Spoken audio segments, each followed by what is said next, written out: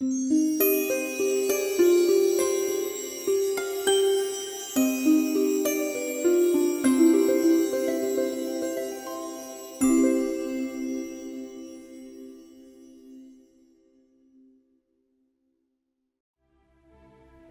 مهاجرت به کانادا اتفاق خیلی بدی بود. اجباراً رفتم، ولی 10 سال اول اصلا آشتی نمی‌کردم.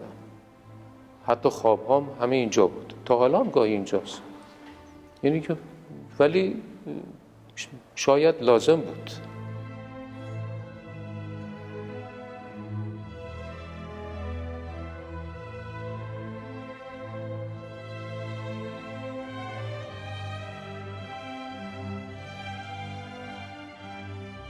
ببینید، حدوداً از سال 81 اواخر 81 من مهاجرت کردم.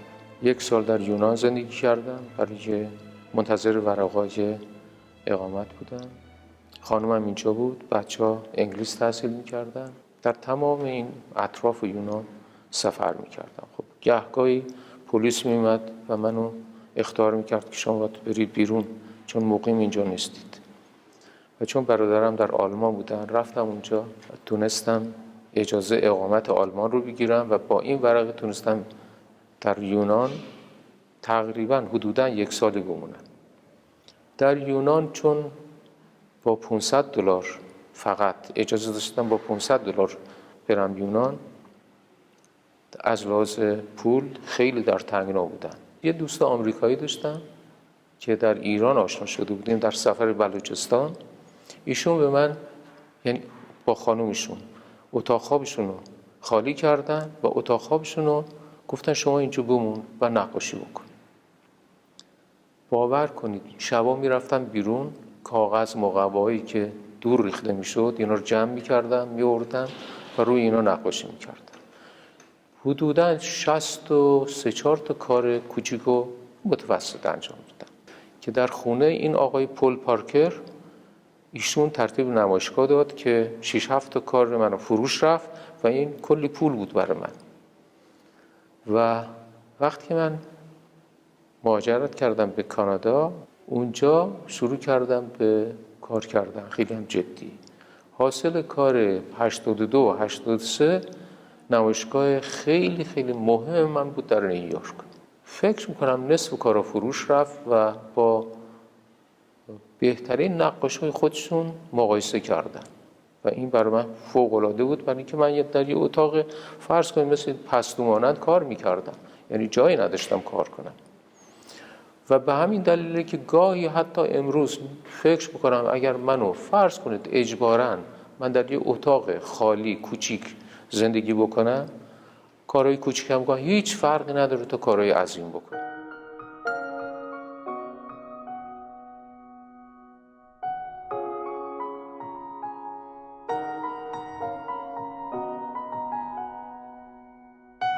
من در یونان که بودم، پنجره‌ام مشرف به یه دیوار بسیار بزرگ یک ساختمان بود. این دیوار فقط چیزی که داشت اثرات بارون و برف اینا بوده که اومده بود و بعد یک نوع به اصطلاح اثری گذاشته بود.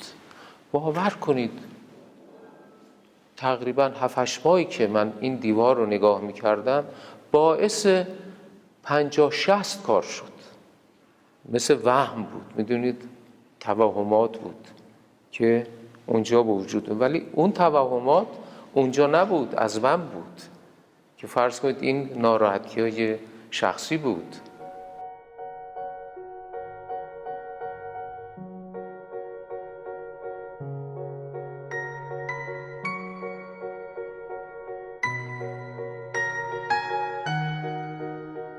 من اواخر 81 رفتم یونان، تا اواخر 82 یونان بودم، 82 از اونجا رفتم انگلیس با خانومم، بچه رو برداشتیم و رفتیم سرمای بسیار سرد مونترال، پیاده شدیم مونترال دیگه.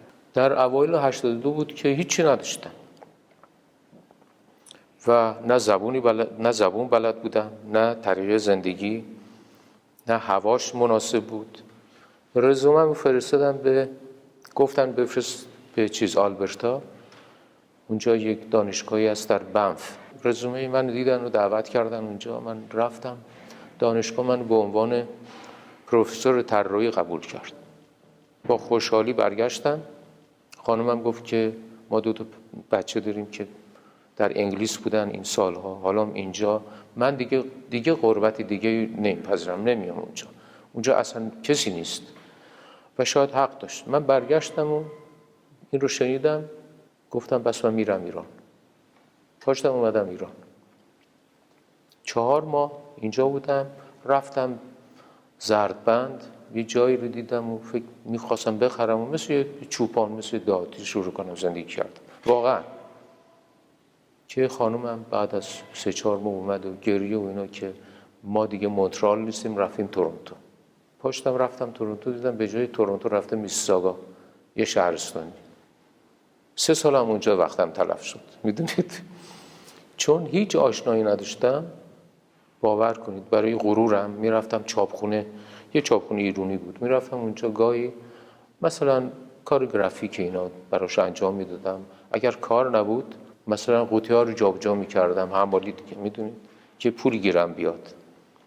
و واقعا اینها وقتی که حالا یادم میاد بهترین روزا بوده که میومدم منزل بازم یه خطی میکشتم، ولی غرور داشتم که نقاشیمو برای مثلا پورتره بسازم اینا این کارو نکردم. میدونید یه همسایه یوگسلاوی داشتم، پورتره باباش آورد با اسب، گفت که این مرده بابام، اینو برای من بساز. منم گناه اومد یه با رنگ روغنی رو ساختم. گفت تو به فامیلیت خیانت میکنی، تو میتونی میلیونر بشی با این کارها. برای اینکه من برام کاری نداشت پورتره ساختم. ولی بهش گفتم ببین من در عمرم این کارو نکردم، نقاشی روح منه.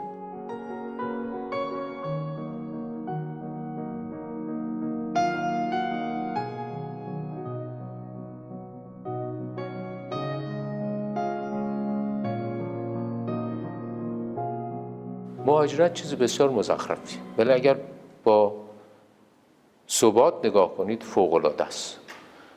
اولین باری که من چشم باز کردم در مونترال، اولین صبحی، چون من نصف شب رسیدیم با 2 جوان که باید نمیدونم چطوری اینا رو میتونستم فرض کنید از خطرات حفظ بکنم، بتونم تحصیلاتشون رو اونجا ادامه بدم و خانم و من.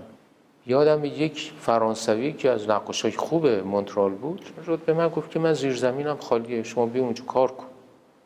خیلی خوشحال شدم. رفتم زیرزمین سپاهی داد و اینا، رنگ و اینا خریدم، شروع کردم کار کردم. باور کنید هر روز کار میکردم و شب میرفتم منزل. یک روز که رفتم تصادفی پلا رو رفتم بالا که چیزی بپرسم، رفتم تو دیدم ای بابا تمام کارهای من کپی کرده. هیچی نگفتم بهش، نگاه کردم و اومدم پایین و بهش گفتم که اگه اجازه بدید که اینا رو جمع میکنم میرم.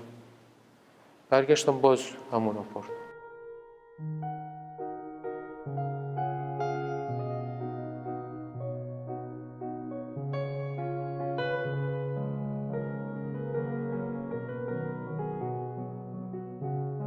کاری که در مونترال و یونان ساخته بودم اونا رو در نیویورک نمایشگاه گذاشتم و سال 86 یه نمایشگاه خیلی خوب در لس آنجلس گذاشتم که خیلی خیلی تأثیر گذاشت، خیلی تأثیر. روزنامه نوشتن فوق العاده خوب بود. و یک نمایشگاه بسیار بسیار مهم در اورنج کانتی، این که در حدود 10 سال پیش بود که برای 1 ماه بود نمایشگاه، 6 ماه تمدید شد. البته نمایشگاه فرهنگی بود نه برای فروش. 18 تا کار داشتم که مارکو وقتی از نیویورک اومد گفت سیراک سالها بود همچین نمایشگاهی من ندیده بودم.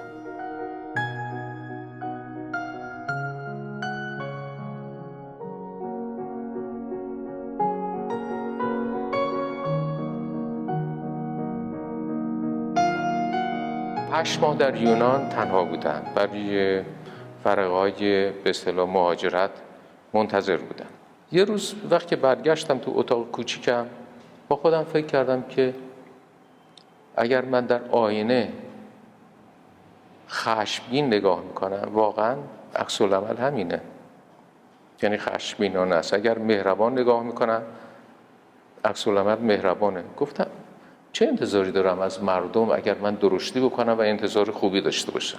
وقتی شما با این نگاه میکنید، انسان ها آینه شماست. چه بهتر که شما واقعا حس بکنید که تمام این انسان ها خود شما هستین.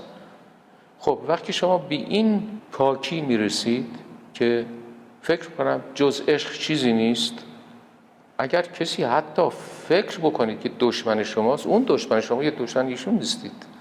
من اصلا ابدا در زندگی چیزی که نمیشناسم، یکی کینه است، یکی حسادته و یکم خشمه که اصولا نمیشناسم این چیزا رو.